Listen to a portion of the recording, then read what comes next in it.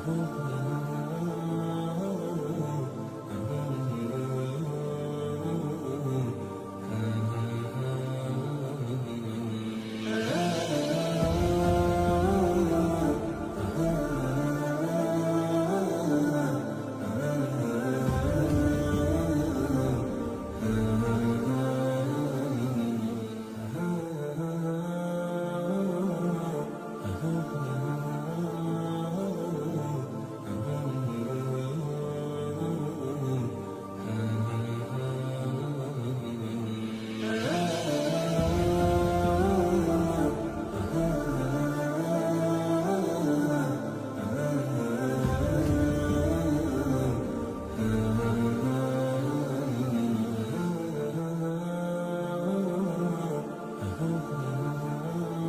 موږ مهم ضرورت همدغه لرو چې باید موږ ته خیمې راورسیږي او زموږ د سرپناه غم وشي، موږ ته نور مواد راورسیږي. موږ ډېر زیات ضرورت لرو.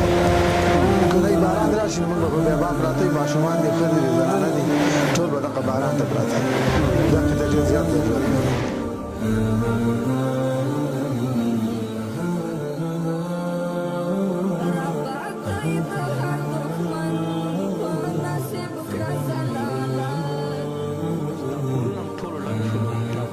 هر سړی ټول ولیدلی دی زمونږ 15 شهیدان شوي دي. اوس د اسمان د لاندې ناستې نه خیمه شته، نه د ناستې ځای شته. کوم ځای ته چې ورځو یېرېږو، ماشومانان مې یېرېږي، نه کېناستلی شو، نه داسې ځای ته ورتلی شو. بلکې باران هغه دغه باران ته به ناست وي اسمان د لاندې، داسې نه یو کس نه، ټول کورونه به داسې چې خیمو ته هم ضرورت دی، سخت ضرورت هم دی چې دا موږ ته راورسېږي چې موږ خپل ضرورت پرې دغه کړو، دفع کړو. بسم الله الرحمن الرحیم. هموطنان عزیز و گرامی، ما در ولسوالی نورگل امارت کنر در قریه بنا مسعود آمدیم.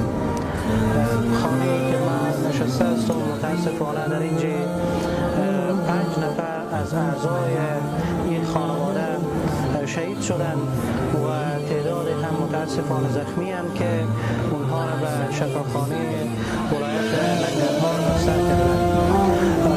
اینجا آمدیم متاسفانه در بعضی از این قریه‌ها با وجودی که این خانه‌ها چپه شده تا به حال هیچ خیمه به اونها نرسیده و کمک صورت نگرفته و این طفلک‌هایی که در اینجا باقی ماندند اینا متاسفانه در این قسمت دامنه کوه و روی زمین هستند و باران هم می‌آید، فعلا هم هوا ابریست.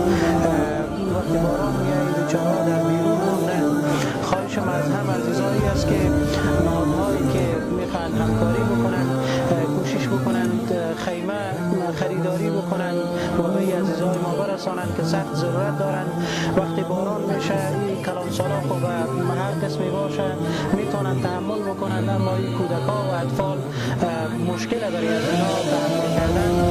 و ما آمدیم کمک ناچیزی که در اختیار من هست برای هر خانواده 3000 افغانی را انشاءالله تسلیم خواهیم کرد و به این کودک ناظرین تسلیم میکنیم. انشاءالله باز هم در خدمت عزیزان خود خواهیم بود. الله کریم برای شهدا و بهشت فردوس نصیب بکنه. همین اکنون هم هر لحظه چرخبالها در حال رفتن هستند. بعد قریه‌هایی هستند که تا هنوز شهدا و اجساد در اونجا باقی مانده و زخمی وجود داره و این چرخبالها برای انتقال از ما میرن. خداوند شما را صحت و سلامت داشته باشه. با امیدی که همه ما و شما در کنار اجزای خود باشیم و اونها را تنها نگذاریم. خداوند کریم شما را صحت و سلامت داشته باشه. من 3000 افغانی را به این طفلک تسلیم میکنم.